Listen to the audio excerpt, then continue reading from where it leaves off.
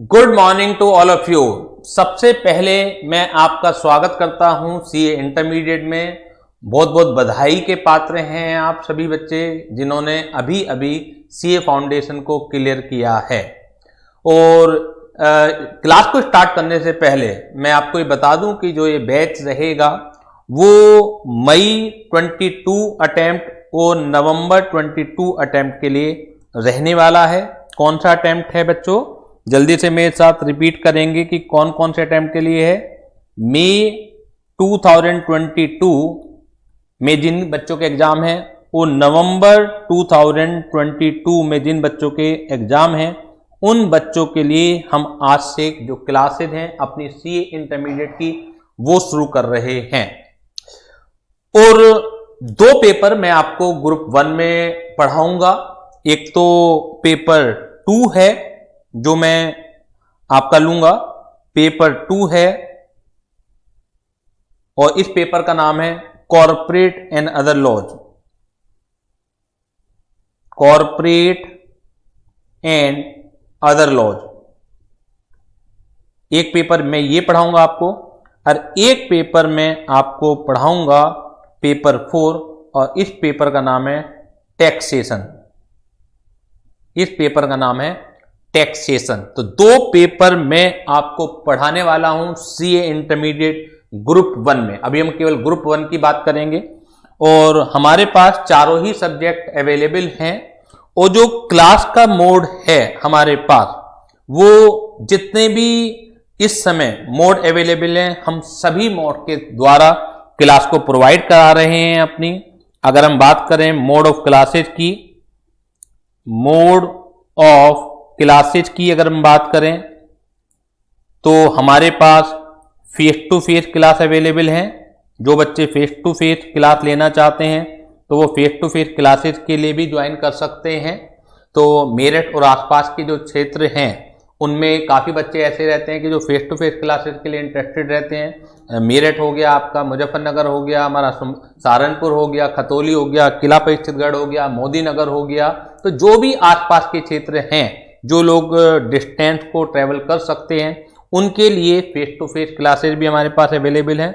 और जो दूर दराज इलाकों में हैं जो मेरठ से काफ़ी दूर है उनके लिए बिल्कुल फेस टू फेस क्लास की तर्ज पर ही ऑनलाइन लाइव क्लासेज भी अवेलेबल हैं।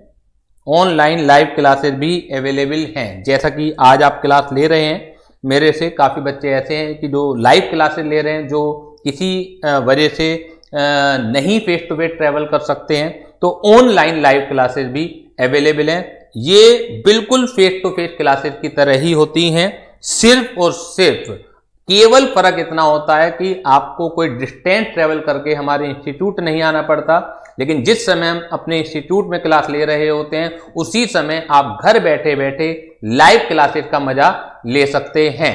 और आपके मन में जो भी क्वेरी हैं, जो भी क्वेश्चंस हैं, तो वो सारे के सारे क्वेश्चन क्वेरी को आप पूछ सकते हैं। मैसेज के थ्रू भी पूछ सकते हैं और जैसे फेस टू फेस क्लासेस में आप बोल के पूछते हैं तो वैसे भी बोल के पूछ सकते हैं। काफी बच्चे अनकंफर्टेबल महसूस करते हैं कि सर मैसेज में सारी बातें नहीं लिख के पूछी जा सकती हैं, तो आप लोग मेरे से कम्युनिकेट कर सकते हैं, डायरेक्टली वर्बली कम्युनिकेट कर सकते हैं। मैं भी आपको तरीका बताऊंगा कि डायरेक्ट अगर आपको मेरे से क्वेश्चन पूछना है तो किस तरीके से आप क्वेश्चन को पूछ सकते हैं।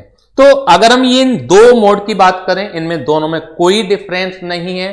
क्वालिटी वाइज जो फेस टू फेस क्लासेज में हम आपको देने वाले हैं वही ऑनलाइन लाइव क्लासेज में भी देंगे।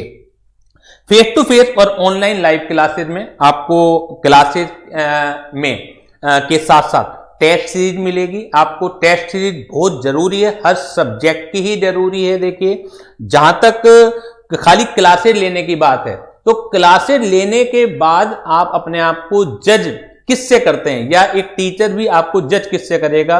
जजमेंट जो होगा वो होगा आपका टेस्ट कंडक्ट करके, सो दैट कि समय रहते हुए आपको अपनी कमियां पता लग जाएं।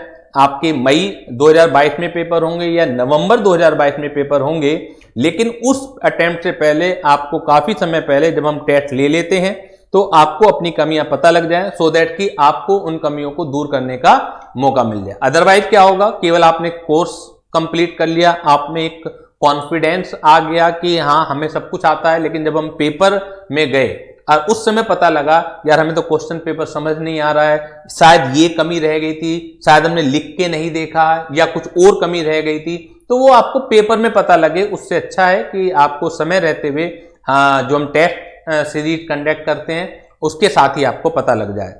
टेस्ट सीरीज भी आपकी चैप्टर वाइज होगी शुरुआत में, यानी कि जैसे जैसे कोर्स आगे बढ़ता चला जाएगा तो जो पुराने चैप्टर आपके खत्म होते चले जाएंगे, तो हम चैप्टर वाइज टेस्ट सीरीज लेंगे सो दैट कि आप साथ के साथ उसे रिवाइज करें, ठीक है ना। तो जहां तक फेस टू फेस क्लासेज है और ऑनलाइन क्लासेज है, कलर नोट्स आपको मिलेंगे, जैसे कॉर्पोरेट एंड अदर लॉ के हैं, 2 बुकलेट मिलेंगी आपको, एक तो कॉर्पोरेट लॉ की मिलेगी और एक अदर लॉ की बुकलेट मिलेगी। और टैक्सेशन में आपको 3 स्पाइरल आपको मिलेंगे, 3 बुकलेट आपको मिलेंगी। 2 बुकलेट आपकी मिलेंगी टैक्सेशन के लिए और 1 बुकलेट होगी आपकी गुड्स एंड सर्विस टैक्स के लिए। तो पेपर 4 का नाम जरूर टैक्सेशन है, लेकिन अगर हम बात करें तो इसमें गुड्स एंड सर्विस टैक्स भी आएगा, तो पेपर का नाम टैक्सेशन जरूर है। तो 3 बुकलेट आपको मिलेंगे। इन नोट्स में क्या क्या होने वाला है, इन नोट्स में हमारे द्वारा लिखे गया मटेरियल है। इसके अलावा देखिए जरूरी सबसे ज्यादा इंपॉर्टेंट है कि आप लोग ICAI का मटेरियल भी जरूर करें। जितने भी रैंकर्स हैं, जितने भी पास आउट स्टूडेंट हैं, अगर आप उनसे बातचीत करेंगे, पर्सनली बातचीत अगर हो जाती है आपकी या उनके जो अपने व्यू डले हुए रहते हैं यूट्यूब चैनल पर, उनकी जो ओपिनियन डली रहती है, तो एक कॉमन ओपिनियन जरूर मिलेगी कि ICAI का जो मटेरियल है ये मस्ट है। आप बाकी कितना भी कुछ भी कर लें, कितने भी आप किताबें पढ़ लें प्राइवेट ऑथर्स की, लेकिन जब तक आपने ICAI का मटेरियल नहीं किया है, तो जब तक आप ये ना माने कि आपकी एक परफेक्ट तैयारी है। तो हम अपने नोट्स में ICAI का जो कंप्लीट मटेरियल है, जो भी रिक्वायर्ड है, जैसे हम टैक्सेशन की बात करें तो थ्योरी हमारी अपनी होगी, जो नोट्स होंगे, लेकिन जो भी न्यूमेरिकल पार्ट है, न्यूमेरिकल पार्ट हम भी अपनी तरफ से प्रैक्टिस के लिए आपको नोट्स के थ्रू देंगे। इसके अलावा जो ICAI का एक क्वेश्चन है वो मैं आपको कराऊंगा, अपने नोट्स में उसे इनकॉर्पोरेट करूंगा और अपने लेक्चर के दौरान एक क्वेश्चन न्यूमेरिकल, एक क्वेश्चन आपको करवाया जाएगा ICAI मटेरियल का, जो कि बहुत ज्यादा जरूरी है। तो ही तभी तो पता लगेगा कि मैं आपको जो सी इंटर का टैक्सेशन पढ़ा रहा हूं वो टू द मार्क है या नहीं है। ऐसा तो नहीं है कि मैंने इजी पढ़ा दिया और जब ICAI के क्वेश्चन आप करने बैठते हैं तो आपके ऊपर से निकल जाते हैं। तो हमें जिस इंस्टीट्यूट जो हमारा पेपर ले रहा है उसका जो स्टैंडर्ड है उसे आपको मीट आउट करना पड़ेगा। तो ICAI का स्टडी मटेरियल होगा, आपका जो लेटेस्ट स्टडी मटेरियल होगा, सब कुछ इनकॉर्पोरेट होगा, वो आप देख भी सकते हैं चैप्टर वाइज। इसके अलावा जो पास्ट ईयर्स हैं आपके सी इंटरमीडिएट में जितने भी क्वेश्चंस आ चुके हैं पेपर में, किस तरह के क्वेश्चन पूछे जाते हैं, वो सब हम लोग अपने स्टडी मटेरियल में कवर करेंगे और जो कोर्स का ही पार्ट होगा। इसके अलावा समय समय पर इंस्टीट्यूट RTP निकालता रहता है, रिवीजन टेस्ट पेपर भी निकालता है। हर अटेम्प्ट के रिवीजन टेस्ट पेपर ICAI के द्वारा निकाले जाते हैं, तो वो भी हमारा सिलेबस का ही पार्ट होगा, कोर्सेज का पार्ट होगा। इसके अलावा मॉक टेस्ट पेपर भी हर अटेम्प्ट के लिए इंस्टीट्यूट निकालता है। तो कुल मिला के अगर बात की जाए तो जितना भी ICAI का मटेरियल है, चाहे वो आपका पास्ट ईयर के रूप में हो, चाहे वो आपका स्टडी मटेरियल के रूप में हो, चाहे वो आपका रिवीजन टेस्ट पेपर के रूप में हो, RTP के रूप में हो, और चाहे वो आपका मॉक टेस्ट पेपर के रूप में हो, हम कंप्लीट उसे करने वाले हैं। उससे बाहर फिर कुछ नहीं आएगा। हम जो अपने असाइनमेंट है वो तो करेंगे, लेकिन उसके साथ ये जो 4 चीजें हैं ICAI की, वो भी हम लोग कंप्लीट करके चलेंगे। चाहे वो कॉर्पोरेट एंड अदर लॉ की बात करूं, चाहे मैं आपके टैक्सेशन की बात करूं। तो ये तो बात हुई face to face and online classes की, इनमें कोई भी डिफरेंस नहीं है। इसके अलावा बहुत सारे स्टूडेंट्स हैं जो हमसे क्लास लेना चाहते हैं, लेकिन काफ़ी दूर बैठे हुए हैं तो वो ऑनलाइन लाइव क्लासेस तो ले ही सकते हैं, लेकिन किसी वजह से ऑनलाइन लाइव क्लासेस भी पॉसिबल नहीं है उनके लिए, तो रिकॉर्डेड क्लासेस भी वो ले सकते हैं। रिकॉर्डेड क्लासेस भी वो ले सकते हैं। रिकॉर्डेड क्लासेस में हमारे पास 3 मोड अवेलेबल हैं। एक मोबाइल एप्लीकेशन के थ्रू क्लास अवेलेबल हो जाएगी। ये आपकी अगर आप डेस्कटॉप पे चलाना चाहें या लैपटॉप पे चलाना चाहें वो भी मैं परमिशन दे दूंगा। इसके अलावा पेन ड्राइव क्लासेस भी अवेलेबल हैं।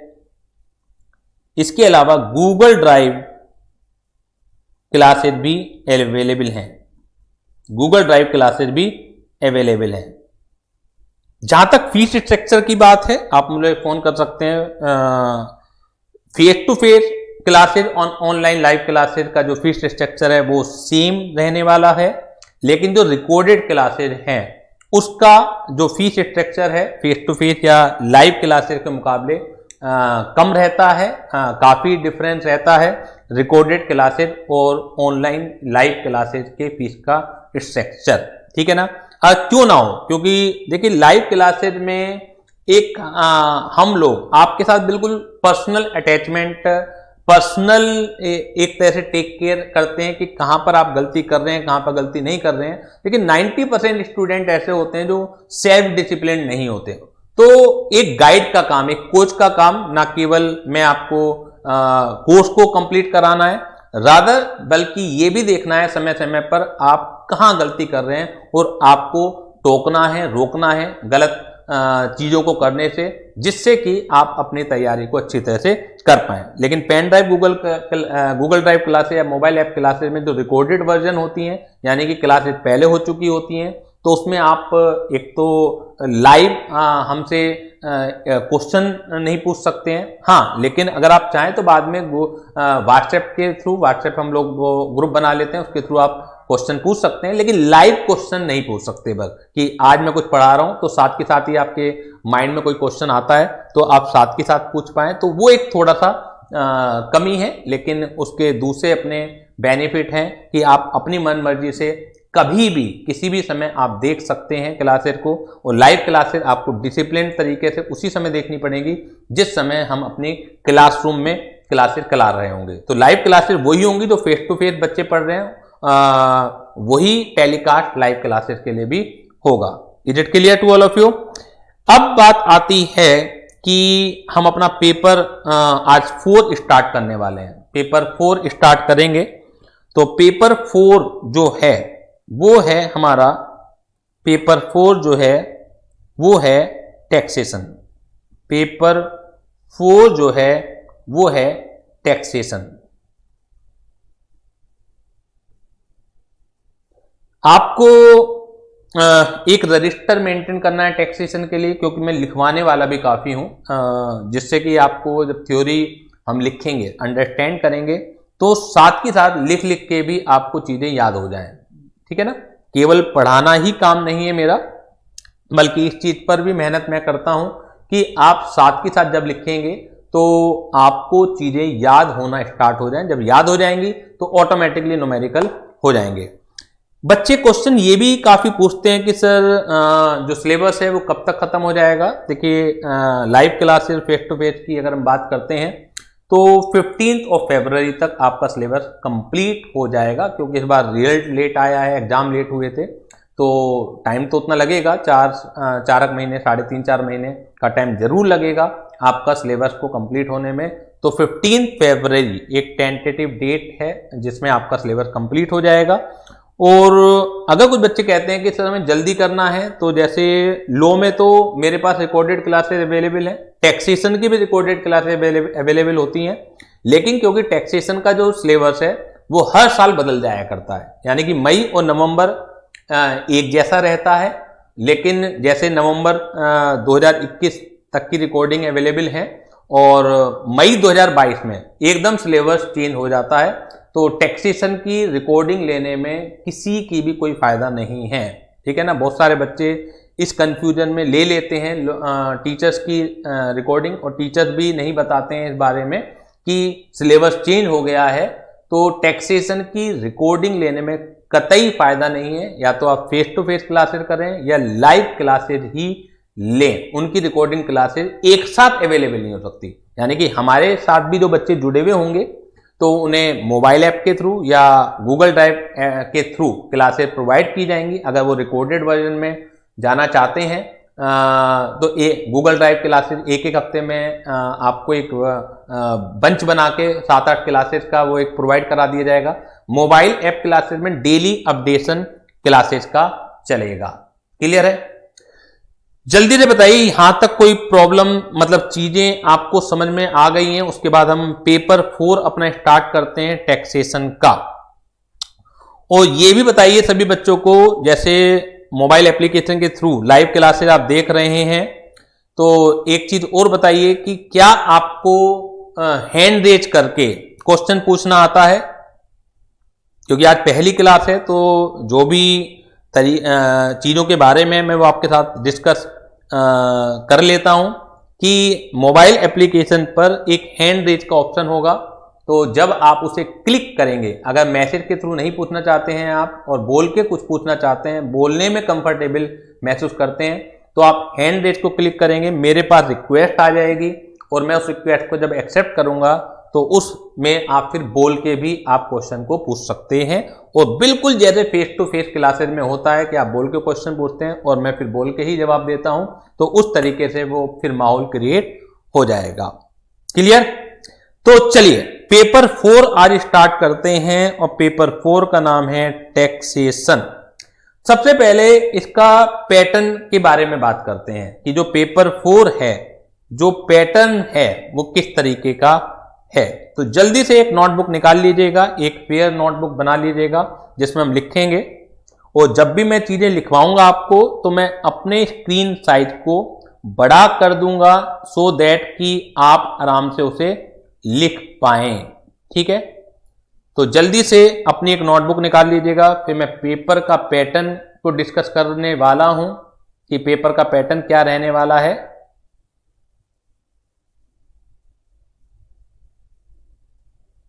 पेपर का पैटर्न क्या रहने वाला है?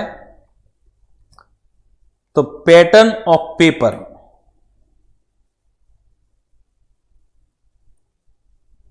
पैटर्न ऑफ पेपर क्या रहने वाला है, ठीक है, वो देख लीजिएगा। पैटर्न ऑफ पेपर क्या रहने वाला है? 2 पार्टों में ये डिवाइड होगा, 2 पार्टों में ये डिवाइड होगा। Part 1 and part 2, part 1 and part 2। जहां तक पार्ट 1 की बात है वो एमसीक्यू बेस्ड क्वेश्चन होंगे।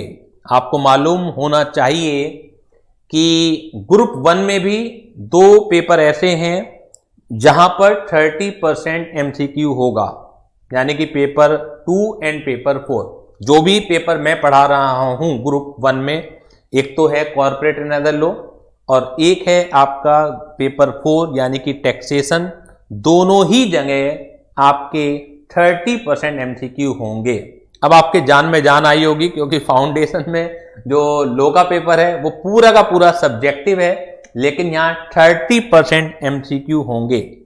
तो पेपर 4 में भी जो पार्ट 1 है 30 मार्क के जो होंगे वो एमसीक्यू होंगे, 30 मार्क के जो होंगे एमसीक्यू होंगे। और जो पार्ट 2 है वो सब्जेक्टिव रहेगा, वो सब्जेक्टिव रहेगा। टोटल 70 मार्क की उसकी वेटेज रहने वाली है, टोटल 70 मार्क की वेटेज रहने वाली है टोटल पार्ट 2 की। अब क्योंकि चाहे आप पार्ट 1 की बात कर लें चाहे हम पार्ट 2 की बात कर लें, क्योंकि जो पेपर 4 है वो कॉम्बिनेशन है टैक्सेशन का और गुड्स एंड सर्विस टैक्स का, ठीक है ना। ओएमआर शीट पर आपसे लिया जाएगा, ओएमआर शीट पर लिया जाएगा, वहीं आपको सबमिट करनी पड़ेगी, वहीं आपको सबमिट करनी पड़ेगी।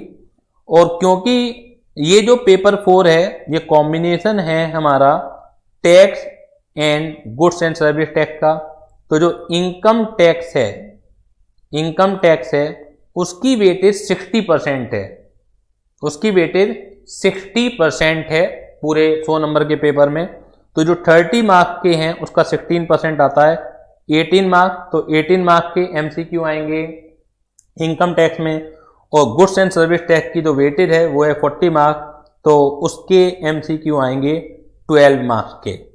जल्दी से कॉपी कर लीजिएगा पेपर पैटर्न को, क्योंकि पेपर के पैटर्न को आपको जरूर पता होना चाहिए, जिससे आप तैयारी उसी तरीके से अपनी कर पाएं। तो पार्ट 1 MCQ है 30 मार्क्स, OMR शीट पर होगा। इनकम टैक्स, क्योंकि टोटल वेटेज पेपर 4 में इनकम टैक्स की 60% है, तो 30 मार्क्स में से भी जो 60% है यानी कि 18 मार्क्स, तो ये रहेगा आपका MCQ इनकम टैक्स के। और GST के जो MCQ रहेंगे वो रहेंगे 12 मार्क्स के। अब जो पार्ट 2 है ये भी फर्दर 2 पार्टों में डिवाइडेड है, बल्कि सेक्शन नाम दिए जाते हैं इसके। सेक्शन ए, ठीक है ना, ये इनकम टैक्स से रिलेटेड है, इनकम टैक्स से रिलेटेड है सेक्शन ए, इनकम टैक्स से रिलेटेड है सेक्शन ए। और जो सेक्शन बी है वो GST से रिलेटेड है। सेक्शन बी जो है वो गुड्स एंड सर्विस टैक्स से रिलेटेड है, सेक्शन बी। पहले 2 पार्टों में डिवाइडेड है पेपर आपका, part 1 and part 2। Part 1 MCQ होगा 30 मार्क्स का, सारे के सारे क्वेश्चन आपको कंपलसरी हैं जो करने पार्ट 1 में। पार्ट 2 जो है सब्जेक्टिव है 70 नंबर का। इन 70 मार्क्स में से भी जो इनकम टैक्स रहेगा, तो कितने नंबर का रहेगा जी? 42 मार्क्स का, 42 मार्क्स का 60% आप कर लीजिएगा। 70 मार्क्स का 60% करेंगे तो 42। और जो ये रहने वाला है हमारा GST का पार्ट, वो रहेगा 28 मार्क्स का। अब इसमें भी जो सेक्शन ए है उसमें जो रहेंगे question number 1 to 4 question number रहेगा, और जो सेक्शन बी है वहां रहेगा क्वेश्चन नंबर 5 to 8, यानी कि 4 क्वेश्चन इनकम टैक्स में मिलेंगे और 4 ही क्वेश्चन GST में मिलेंगे, ठीक है ना। इसके सब पार्ट हो सकते हैं, कभी आप सोचें कि केवल 4 क्वेश्चन होंगे, यानी क्वेश्चन नंबर 1 में ABC पार्ट हो सकते हैं। तो इस तरीके से नंबर ऑफ क्वेश्चन काफी बैठ जाते हैं, लेकिन जो मेन क्वेश्चन होंगे वो होंगे आपके 4 इनकम टैक्स में, और 4 ही आपके रहेंगे GST में। 4 में से जो क्वेश्चन नंबर 1 है, ठीक है ना, question number 1 is compulsory, question number 1 is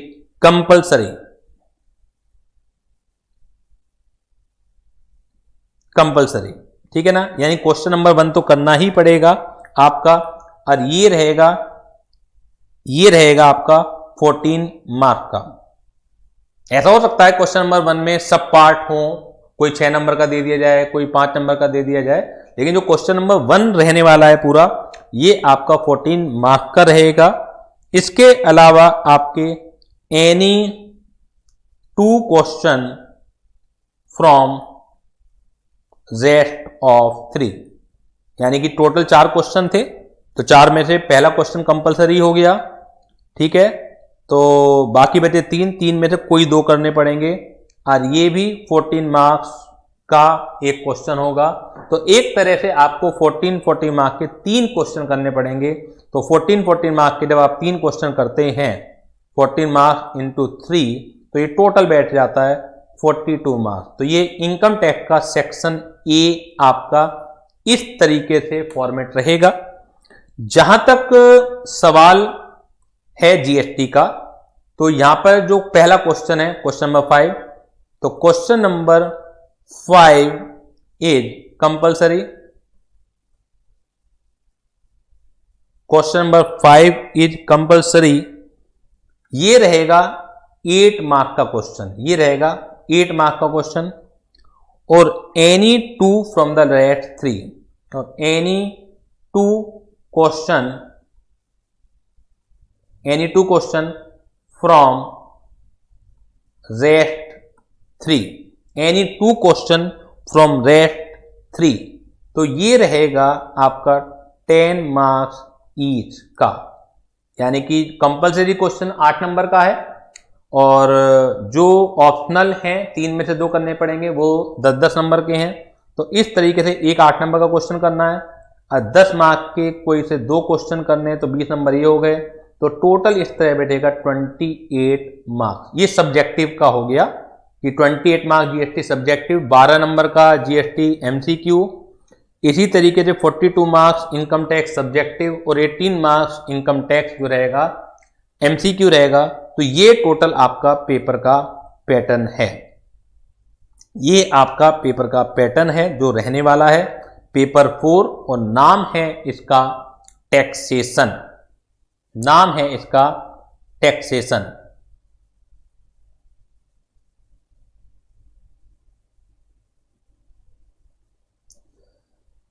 जल्दी से कॉपी कर लीजिए, उसके बाद हम आगे अपनी जर्नी को स्टार्ट करते हैं। जैसे जैसे सभी बच्चों का कॉपी हो जाए वो मैसेज के थ्रू मुझे बता दीजिएगा कि हाँ आप लोगों ने कॉपी कर लिया है, सो दैट कि मुझे पता लग जाए। मान्या जैन, सबसे पहले मान्या जैन का मैसेज आया है कि सर आई हैव कंप्लीटेड। सृष्टि जैन ने भी कंप्लीट कर लिया है, हर्ष गर्ग ने भी कंप्लीट कर लिया है। बाकी एक दिल्ली से बच्चे हैं ऋषभ जैन, ऋषभ जैन बताइए। फरहीन, अभी तक आपका मैसेज नहीं आया है। और बाकी बच्चे भी मैसेज के थ्रू बताएंगे कि किन किन बच्चों ने कंप्लीट कर लिया है। और एक रजिस्टर यश जैन का भी मैसेज आ गया है कि कंप्लीट हो गया है। और एक रजिस्टर थोड़ा सा बड़े साइज का, ठीक है ना, यानी कि जो चौड़ा रजिस्टर हो, थोड़ा ब्रॉडर हो, तो उसे आप मेंटेन कीजिएगा। जब वो कंप्लीट हो जाएगा तो फिर सेकंड रजिस्टर हम लोग कंप्लीट करेंगे, लेंगे। और टेस्ट के लिए एक अलग रजिस्टर आप बना लीजिएगा जब मैं टेस्ट लेना स्टार्ट करूंगा। हर चैप्टर जैसे कंप्लीट होगा तो चैप्टर के साथ साथ आप लोग तैयारी करेंगे, और जैसे चैप्टर कंप्लीट होगा तो 2 दिन बाद आपका टेस्ट हो जाएगा, ठीक है ना। उस समय आप ये मत कहिएगा सर आपने ज़्यादा टाइम नहीं दिया, तो मैं पहले से ही बता के चल रहा हूँ चैप्टर वाइज टेस्ट होंगे आपके। तो जैसे जैसे चैप्टर आपके कंप्लीट होते चले जाएंगे तो आपको टेस्ट देना पड़ेगा। तो टेस्ट का एक रजिस्टर अलग बना लीजिएगा और जो मेन रजिस्टर है वो अलग बना लीजिएगा। तो नोट्स तो मैं आपको दूंगा ही दूंगा, जैसे मैंने आपको बता दिया प्रिंटेड नोट्स मिलेंगे, लेकिन साथ में हम लोग लिखने वाले भी काफ़ी हैं, ठीक है। तो बाकी बच्चे भी जल्दी जल्दी अपना भेजिए मैसेज कि कंप्लीट हो गया है या नहीं हो गया है, फिर मैं आगे बढ़ना चाहूंगा। तो चलिए, पेपर का पैटर्न तो आपको समझ में आ गया है कि पेपर का जो पैटर्न है पहले 2 पार्टों में डिवाइडेड है, part 1 and part 2। Part 1 MCQ based होगा 30 मार्क्स का, जिसमें से 18 नंबर के जो एमसीक्यू आएंगे वो टैक्स से रिलेटेड आएंगे, और जो 12 नंबर के एमसीक्यू आएंगे, 12 मार्क्स के एमसीक्यू आएंगे, वो गुड्स एंड सर्विस टैक्स से रिलेटेड आएंगे। पार्ट 2 जो है वो 2 सेक्शन में डिवाइडेड है, section A and section B. Section A में भी 4 क्वेश्चन है और सेक्शन बी में भी 4 क्वेश्चन है। सेक्शन ए रिलेट करेगा इनकम टैक्स से रिलेटेड और सेक्शन बी रिलेट करेगा गुड्स एंड सर्विस टैक्स से रिलेटेड। सेक्शन ए में 4 क्वेश्चन है, जिसमें पहला क्वेश्चन कंपलसरी है, 14 मार्क्स का रहेगा। इसके सब पार्ट हो सकते हैं, तो सब पार्ट का कोई पैटर्न नहीं होता, कभी 3 पार्ट हो जाएंगे, कभी 2 पार्ट हो जाएंगे, कभी 4 पार्ट हो जाएंगे, लेकिन चारों या तीनों पार्टों का जो टोटल रहने वाला है वो 14 मार्क्स का रहने वाला है। Is it clear? बाकी के 3 में से कोई 2 क्वेश्चन करने हैं आपको, यानी कि एक सब्जेक्टिव क्वेश्चन ऑप्शन में रहेगा, चॉइस में रहेगा, और वो भी 14 मार्क्स ईच का होने वाला है। तो इस तरीके से आपको 14 मार्क्स के 3 क्वेश्चन करने हैं। सेक्शन ए के अंदर, जिससे कि टोटल बनेगा आपका 42 मार्क्स। जीएसटी सेक्शन 2 है, ये क्वेश्चन नंबर 5 से लेकर क्वेश्चन नंबर 8 तक है। Question number 5 is the first question of section B that is compulsory, और 8 मार्क्स उसकी वेटेज रहेगी। और जो एनी 3 क्वेश्चन हैं, क्वेश्चन 6, 7, 8, इन 3 क्वेश्चन में से कोई भी 2 क्वेश्चन आपको करने हैं, यानी कि एक क्वेश्चन की आपको चॉइस रहेगी, और जो ऑप्शनल क्वेश्चन है उनकी वेटेज रहने वाली है 10 मार्क्स ईच की। तो इस तरीके से 28 मार्क्स का ये आपका सेक्शन बी भी बैठता है। तो ये तो बात हुई हमारी पेपर के पैटर्न की। अब अपनी जर्नी को आगे बढ़ाते हैं और मुद्दे पर आते हैं कि सर टैक्सेशन क्या है, टैक्सेशन क्या है और क्या क्या इसके अंदर पढ़ना है, क्यों हमें पढ़ाया जा रहा है। तो पढ़ाने से पहले मैं आपसे ही पूछना चाहूंगा, what is tax, what is a tax, what is A income tax. चलिए पहले खाली हम टैक्स की बात करते हैं कि टैक्स क्या है। पेपर में नहीं आएगी बात लिखने के लिए, लेकिन जानकारी होनी चाहिए। जब भी आप किसी सब्जेक्ट को आप पढ़ रहे हैं तो समझ में तभी आएगा, पहले आप उसका मतलब तो समझ लें कि मतलब क्या है। तो what is a tax, tax क्या है और why A tax is levied bye the government. तो 2 क्वेश्चन मैं आपसे पूछ रहा हूं, एक तो व्हाट इज ए टैक्स और दूसरा व्हाई गवर्नमेंट लेवी टैक्स, क्यों गवर्नमेंट टैक्स लगाती है। तो जल्दी से मुझे बताइएगा कि टैक्स क्या है, आप क्या समझते हैं जब भी ये वर्ड आता है आपके सामने तो परेशान करता है। एक टैक्स नाम से ही परेशानी अनुभव होती है। तो क्या है टैक्स, चाहे विद्यार्थी हैं, एज ए स्टूडेंट भी परेशानी महसूस होती है टैक्स नाम से, और अगर आप स्टूडेंट नहीं हैं तो घरों में भी परेशानी होती है जब भी कोई टैक्स सुन लें कि हाउस टैक्स आ गया, इनकम टैक्स हमारी इनकम के ऊपर इतना लगना है, पेट्रोल पर इतना जीएसटी लगना है या कोई और टैक्स लगना है। तो हर एक बच्चे को परेशानी, हर एक बच्चे को कहें कि हर एक पर्सन को परेशानी अनुभव होती है, टैक्स नाम से ही डर लगता है। तो व्हाट इज ए टैक्स, मान्या का सबसे पहले जवाब आया है, it is a tax imposed by the government, it is a tax imposed by the government. काफी कुछ सही है, बस इसमें मैं अपनी तरफ से कुछ वोकैबुलरी जोड़ूंगा, क्योंकि मैंने पूछा था व्हाट इज ए टैक्स, मैंने पहला क्वेश्चन पूछा था व्हाट इज ए टैक्स, तो it is a tax imposed by the government. तो हम आंसर देते वक्त, क्योंकि हमें ये तो बताना ही है टैक्स क्या है, और आंसर देते वक्त भी आप टैक्स वर्ड यूज कर रहे हैं तो उसे थोड़ा सा चेंज करना पड़ेगा। तो it is a financial burden, it is a financial burden, is it clear. तो जो मान्या ने फाइनेंशियल बर्डन की जगह वर्ड यूज करा है टैक्स, क्योंकि हमें टैक्स को तो एक्सप्लेन ही करना है कि टैक्स क्या है, तो मैं इस टैक्स को दूसरे नामों से, क्योंकि अगर हमें टैक्स पता होता तो फिर हम पूछते ही क्यों, तो बात तो फिर वही आ गई कि टैक्स है क्या। तो टैक्स को इन अदर वर्ड समझा जा सकता है, it is a financial burden imposed by the government, imposed by the government. Is it clear Manya and बाकी जो बच्चे हैं सभी बच्चों को क्लियर है। मान्या ने दूसरे क्वेश्चन का भी झट से जवाब दे दिया मान्या कि व्हाई गवर्नमेंट लेवी टैक्स, तो बहुत अच्छा जवाब है मान्या का, मैंने पढ़ लिया है। बाकी बच्चे भी पार्टिसिपेट करें अपने आंसर को देने में, गलत या सही हो तो छोड़िए कि गलत होगा या सही होगा, लेकिन पार्टिसिपेट करें, आप सोचें, ऑब्जर्व करें, क्योंकि हम जो पढ़ेंगे केवल देखिए मार्क्स तो आएंगे ही आएंगे, जब हम अच्छी तरह से ऑब्जर्व करके उसे प्रैक्टिकली टेस्ट के द्वारा पढ़ेंगे तो मार्क्स तो आएंगे आएंगे, इस बात की तो गारंटी है। लेकिन खाली मार्क्स लाना ही आपका एक ऑब्जेक्टिव नहीं होना चाहिए।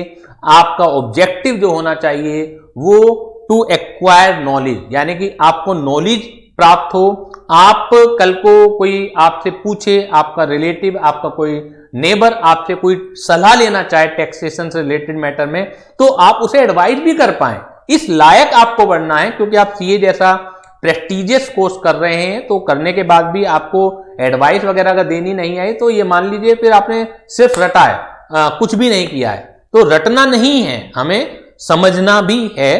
तो व्हाट इज ए टैक्स? तो it is a financial burden impose by the government. तो ये एक फाइनेंशियल बर्डन है जो कि गवर्नमेंट के द्वारा इम्पोज किया जाता है, तो दैट इज कोल्ड टैक्स। क्या ये चीज कुछ नई है या हमारे पुरातन जमाने से ही गवर्नमेंट जो है लेवी करती आ रही हैं? अब जैसे हम गवर्नमेंट कह देते हैं, पुराने समय में आपको सब पता है, भारत का इतिहास, राजा महाराजाओं का शासन हुआ करता था। तो क्या जो लोग किंग हुआ करते थे, जो एक राजसी शासन पहले चला करता था, तो क्या वो लोग भी टैक्स लगाया करते थे? Answer is yes. आपने सुना जरूर होगा, मैं खैर उस डिटेल में नहीं जाऊंगा कि अलग अलग समय के जो राजा महाराजा थे किस किस नाम से टैक्स लगाया करते थे, लेकिन आपने कभी ना कभार किसी ना किसी कहानी किस्से में, किसी सीरियल में, किसी ना किसी तरीके से आपके सामने जरूर आया होगा कि पुराने समय में भारतवर्ष में जो राजा महाराजाओं का शासन हुआ करता था, उसके बाद पहले हिंदू महाराजाओं का हुआ करता था, फिर मुगलों ने शासन किया, उसके बाद ब्रिटिश रूलिंग आई, और अब हम इंडिपेंडेंट होने के बाद हमारा एक अपनी गवर्नमेंट है। तो एक लंबा इतिहास रहा है शासन का। तो हर तरह के शासन काल में कोई भी गवर्नमेंट हो वो टैक्स लेवी करती है। Is it clear? अब बात आती है क्यों टैक्स लेवी करती है? Why government levy tax? Government tax क्यों लेवी करती है? देखिए, गवर्नमेंट टैक्स इसलिए लेवी करती है क्योंकि गवर्नमेंट को एक कॉमन ऑब्जेक्टिव को पूरा करने के लिए बहुत सारे खर्चा करना पड़ता है, बहुत सारा एक्सपेंडिचर करना पड़ता है। तो उसकी आय भी तो होनी चाहिए। इनकम कहां से कमाएगी?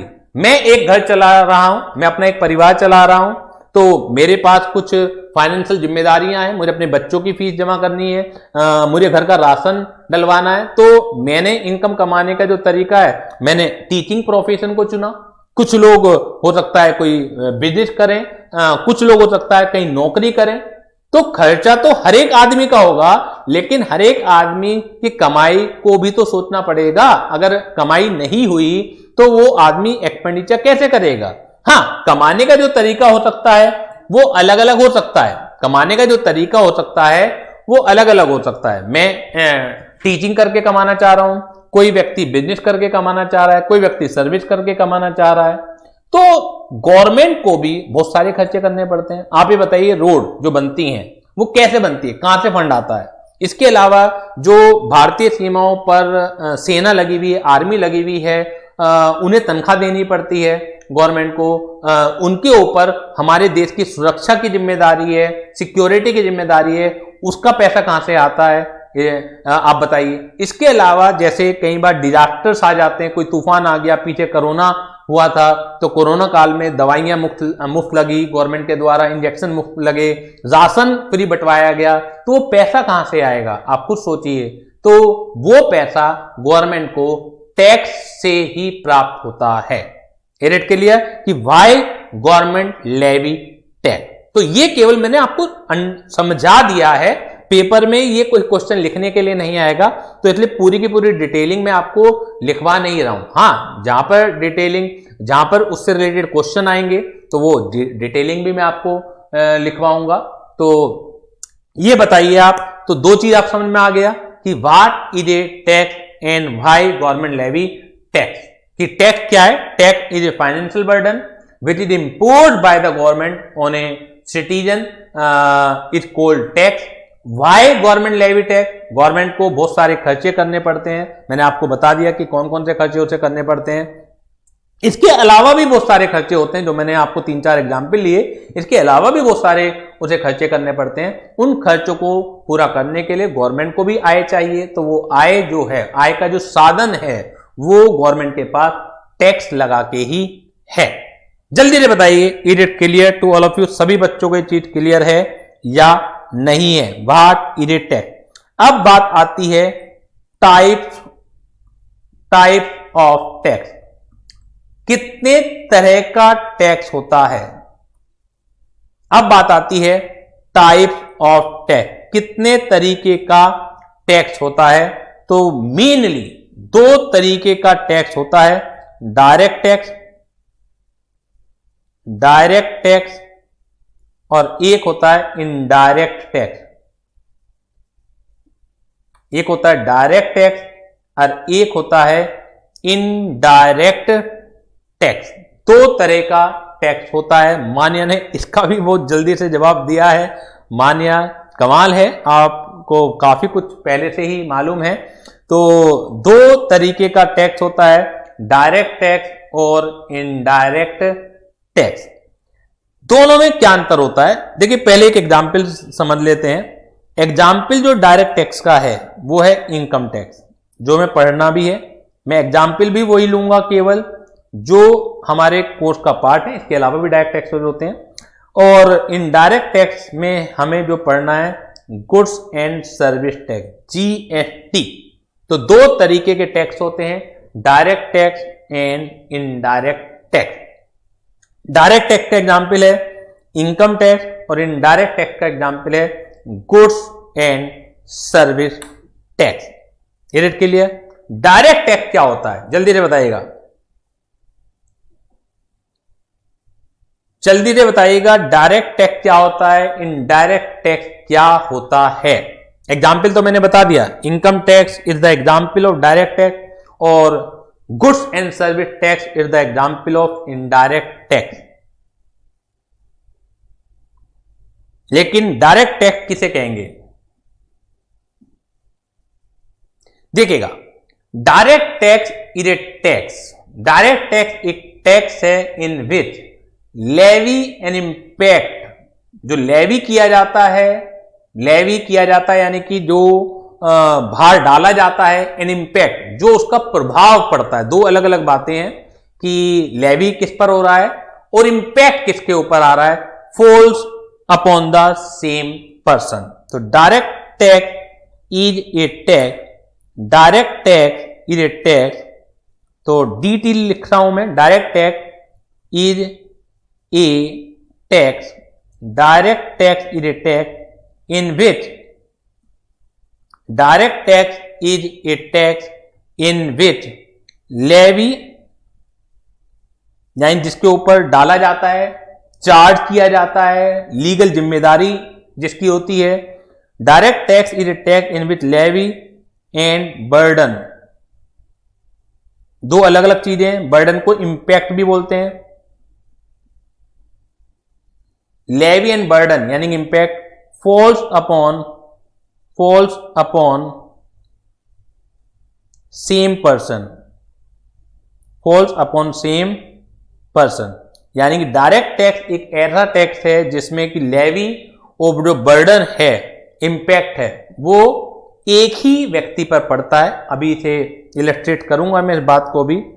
और जो इनडायरेक्ट टैक्स है यानी कि IDT इनडायरेक्ट टैक्स है, इज ए टैक्स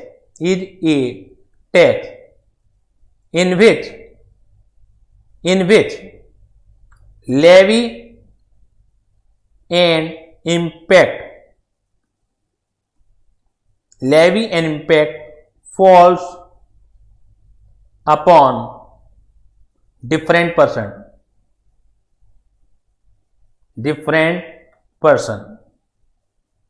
यानी कि IDT एक टैक्स है जिसमें लेवी और इंपैक्ट दो अलग अलग व्यक्तियों के ऊपर पड़ता है। पहले IDT को समझते हैं कि किस तरह से अलग अलग पड़ता है।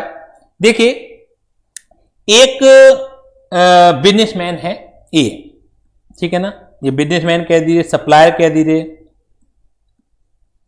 सप्लायर ऑफ गुड्स है, ठीक है। बी जो है वो कस्टमर है, बी जो है वो क्या है, कस्टमर है। ए कुछ गुड्स की सप्लाई करता है, ए कुछ गुड्स की सप्लाई करता है, supply of goods worth rupees 10,000 इसके ऊपर जो रेट ऑफ जीएसटी है, रेट ऑफ जीएसटी जो है वो है 10%। ठीक है, ए सप्लायर जो है बी कस्टमर को गुड्स की सप्लाई करता है, इसके ऊपर रेट ऑफ जीएसटी है 10%। आप मुझे बताइए कि क्या वैल्यू ए जो है बी से चार्ज करेगा। Value charge by A from B.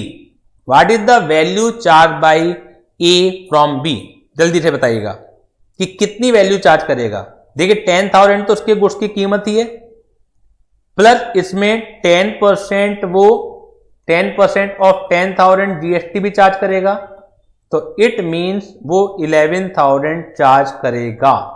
ठीक है ना, 11,000 चार्ज करेगा। किससे चार्ज करेगा? वो बी से। ठीक है, ये जो 1,000 जीएसटी है, ₹1,000 जीएसटी है, paid by A to the government, यानी कि जो ए सप्लायर है ये किसे पेमेंट करेगा? इस 1,000 रुपए का जो जीएसटी है वो किसे पेमेंट करेगा? वो करेगा ए को। तो इसमें देखिएगा जो लेवी हुआ, लेवी ऑफ जीएसटी, यानी कि जो गवर्नमेंट जिसके ऊपर भार डाल रही है वो किस पे? वो लेवी ऑफ जीएसटी ऑन ए यानी सप्लायर। लेकिन जो इंपैक्ट पड़ा, अल्टीमेटली जो जीएसटी की कीमत चुकानी पड़ी, इंपैक्ट जो पड़ा, क्योंकि ए के ऊपर लेवी हुआ लेकिन ए ने तो बी से चार्ज कर लिया, लेकिन अल्टीमेटली जो इंपैक्ट पड़ा, जो बर्डन पड़ा, ठीक है ना, रियल बर्डन जो पड़ा, impact of GST on B. तो ये दो अलग अलग व्यक्ति जब हो जाते हैं कि लेवी किसी के ऊपर होता है और इंपैक्ट किसी और के ऊपर होता है, तो that is called indirect tax. It clear? अब जैसे इनकम डायरेक्ट टैक्स क्या है? Levy and burden impact falls upon the same person. Mister A earn income of rupees 10 lakh. ठीक है ना, एक एग्जाम्पल के तौर पे ले रहा हूं मैं कि रेट ऑफ इनकम टैक्स जो है, रेट ऑफ इनकम टैक्स जो है वो है 10%। रेट ऑफ इनकम टैक्स जो है वो है 10%। एक एग्जाम्पल के तौर पर ले रहा हूं क्योंकि अभी आपने पढ़ा नहीं है, बाकी तो आप पढ़ लेंगे। तो income tax paid by A, income tax paid by A to government कितना होगा? बताइए जल्दी से, कितना होगा? तो 10 लाख पर 10%, यानी कि 1 लाख रुपए जो ए है वो गवर्नमेंट को इनकम टैक्स देगा। आप मुझे बताइए कि जो ए 1 लाख रुपए का टैक्स देगा, इनकम टैक्स देगा, क्या ये किसी और से चार्ज कर सकता है? या लेवी भी इसी के ऊपर है और इंपैक्ट भी इसी के ऊपर है? क्योंकि लेवी भी ए के ऊपर है, ए को ही देना है, और इंपैक्ट भी, जो बर्डन है, जो इसका प्रभाव आ रहा है, वो भी ए के ऊपर ही आ रहा है। तो इस वजह से income tax is A direct tax. तो जल्दी से बताइएगा कि ये बात आपको क्लियर हो गई है या नहीं हो गई है कि टाइप ऑफ टैक्स कितने हैं। तो टाइप्स ऑफ टैक्स दो तरीके के होते हैं, डायरेक्ट टैक्स और इनडायरेक्ट टैक्स। डायरेक्ट टैक्स का एग्जाम्पल है हमारा इनकम टैक्स और इनडायरेक्ट टैक्स का एग्जाम्पल है हमारा गुड्स एंड सर्विस टैक्स। दोनों को ही हमें स्टडी करना है अपनी इस जर्नी के दौरान। Direct tax is a tax in which levy and impact falls upon the same person. Indirect tax is a tax in which levy and impact falls upon on a different person. तो दोनों के example मैंने आपको देके समझा दिए हैं। और सबसे पहले हम लोग इनकम टैक्स की ही क्लास स्टार्ट करेंगे, यानी 60 नंबर का जो हमारा पेपर है, पेपर 4 इनकम टैक्स, पेपर का नाम है टैक्सेशन, लेकिन उसमें जो दो अलग अलग टैक्स हैं, डायरेक्ट टैक्स भी है इनकम टैक्स के नाम से और इनडायरेक्ट टैक्स भी है जीएसटी के नाम से। तो सबसे पहले हम अपनी जर्नी स्टार्ट करेंगे टैक्सेशन की, यानी कि इनकम टैक्स की। तो चलिए नेक्स्ट क्लास में हम लोग अपनी जर्नी को स्टार्ट करेंगे, इनकम टैक्स को स्टार्ट करेंगे। तब तक के लिए good bye, tata, thank you very much.